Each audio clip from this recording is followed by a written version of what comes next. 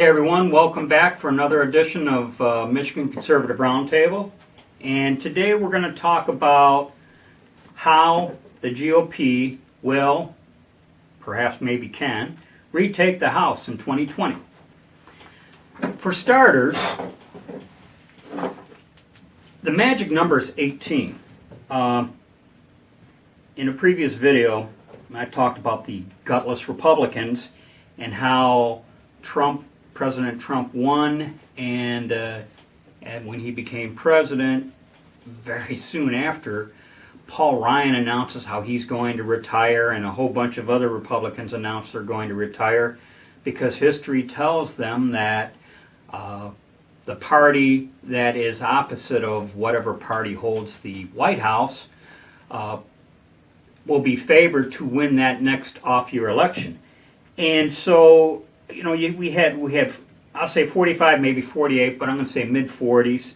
That many Republicans didn't have the will to fight. And all we needed was 18 of those to stick around and hold the House. And if they had done that, we wouldn't be going through all this nonsense that we've been watching for the last few years, or last couple years, I should say. But in any event, there are some targeted Democrats, and I'm just going to mention a couple here. There's a Kendra Horn in Oklahoma. She won her seat in last year, we'll say, by 1.4%. President Trump carried that district by 14 points. I know they're worried about that. Democrats are. Joe Cunningham in South Carolina. He won by 1.4%. President Trump carried that district by 13 points. And then you have, and I'm not going to butcher the guy's first name, but his middle name is Torres Small, New Mexico. It sounds like it could be Native American Indian. Well, it's a she. She won her district by 1.8%, and President Trump carried that by 10 points.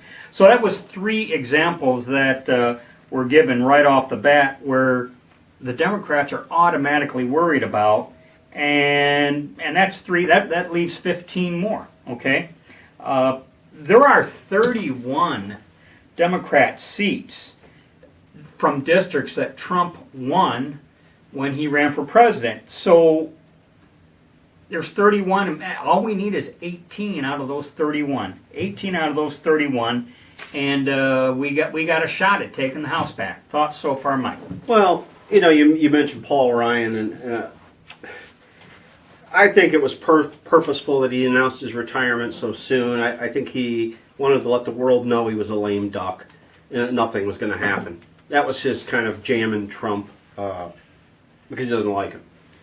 I agree that it's certainly doable. 18 seats is nothing. But it's going to require Republicans going out and voting. Everybody likes to turn out for the presidential election, but these midterms are every bit as important. Obviously, like you said, we wouldn't be going through all this nonsense we're going through. We might actually be getting a few things done in the House. So much of what the president's done is by executive order. And that's, you know, this easy to be done away with. That's what he did with a lot of Obama policies. If they were to win the White House, which I don't think is going to happen, but could, that's what they'll do. They'll just undo everything he did, and it's going to go that way back and forth until whenever. All right. One of the, I'll say, fortunate situations for the Republicans is there's a battle brewing within the Democrat Party. And it involves a Cherry, and I'm going to try and get the name right, Bustos, and from Iowa, or correction, Illinois. Democrat from Illinois. And the reason why you don't hear much about her is because by the Democrats' own definition, she's not extreme enough, like AOC.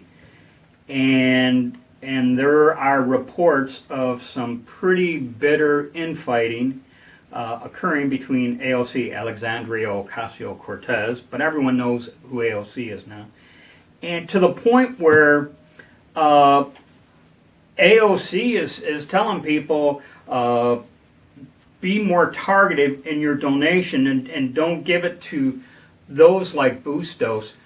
And they do have a list. They do have a list of Democrats that they have determined aren't radical enough, and that ought to concern conservatives in that, aside from the Republican-Democrat battle, AOC is the easy name, okay? AOC, they just want hard leftists, and even if their own isn't hard enough to the left, well, off with their head too. Right. So far, anything? Well, I certainly she AOC is a product of she's a manufactured product of the news media and far left activist groups. I mean, she was a bartender. She's 29 years old. Stupidity pours out of her mouth like Niagara water at Niagara Falls. Within this last week, she's talked about detainment centers being the same as concentration camps. I mean, that's their view of everything. They don't want borders. They don't want any opinion other than their own. And going to your point, they're actually even after the Speaker of the House, Nancy Pelosi, because she's not left enough. Yep. Okay, so in any event, we got 31 House seats where there's good potential. They refer to the president's coattails, and because last year was, we'll call it an off-year election, sad to say, not as many people come out to vote. And when you got the presidential election, and I know in Michigan we have it, and I'm assuming other states are similar, you go and they say, do you want to go straight party?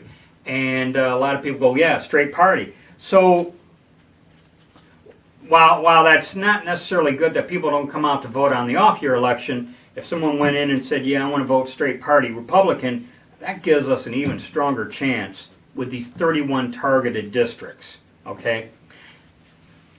At this point, we'd like to transition to our own home state of Michigan. And Michigan's going to be a battle.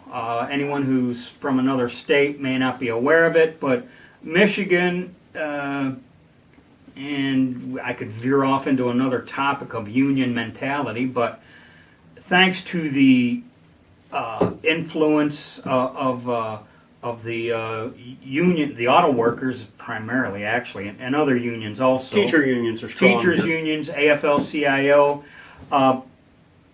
Michigan has got such a dug-in mindset of being for the working man, and since the Democrats are for the working man, you had so many union members without even really considering what they were doing, going in there and throwing the lever for the Democrats. I say all that because Michigan is such a hard state for the Republicans. Yes, President Trump carried it a couple years ago, or a few years ago, we'll say, 2 or 3 years ago. But last year, man, we kind of got our clocks cleaned. We got a Democrat back governor. We got a Democrat, and the horrible state attorney general. Radical.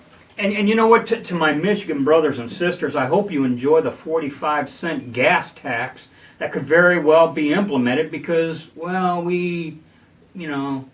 what's wrong with a Democrat now? Well, yeah, okay.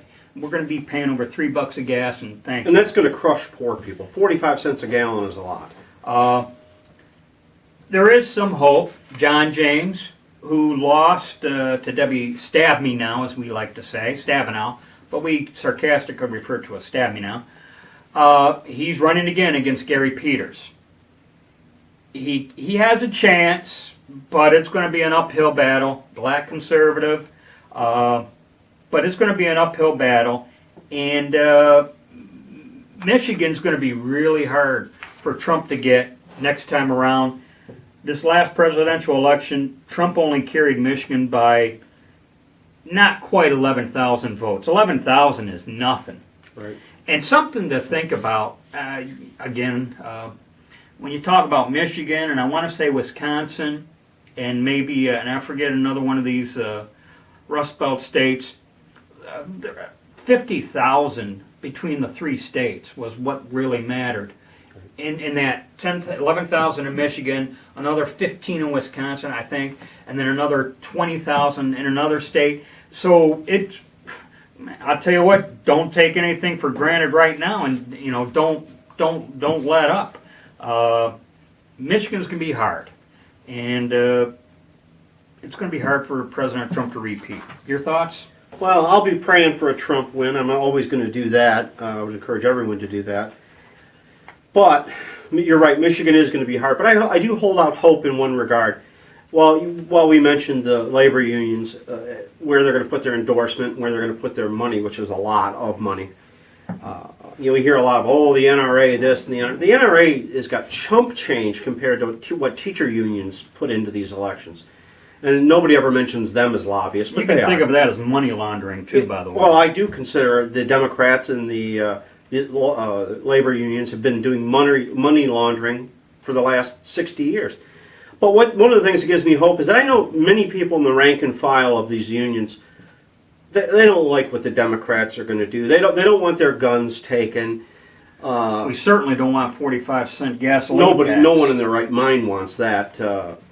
I suspect that's a thank you for voting for me payoff to the labor unions that do the road construction here that we, by the way, never stop doing.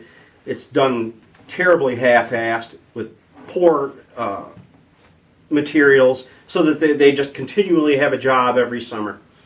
But my hope is that the walk-away movement will be big enough to shift this state and keep it red. Yeah, and in regards to some of the union members, you might have the old school guys that they're so set in their beliefs they won't even consider pulling the lever for Republican. And I almost feel like we got a better chance with the younger line workers than the older guys Right. that have even retired on a pension from GM or Ford or whoever.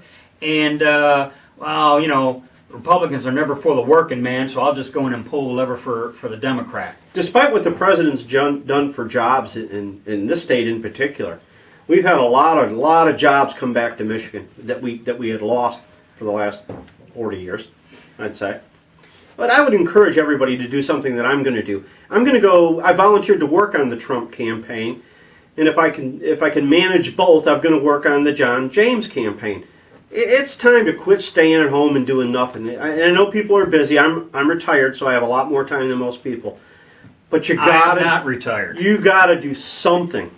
If you spend an hour a week making phone calls or stuffing envelopes, or just doing what we do on this channel, we will be campaigning hard for the president on this channel. You got to do something. Reading memes is fine, and they're funny, and ha ha ha, and leaving comments on Facebook, that's fine. But we're going to have to do something, or we're going to lose this republic. So we need Michigan to go for President Trump, and we need at least 18-seat pickup in the House. So that's a wrap. Be safe, watch your six, and don't tread on me.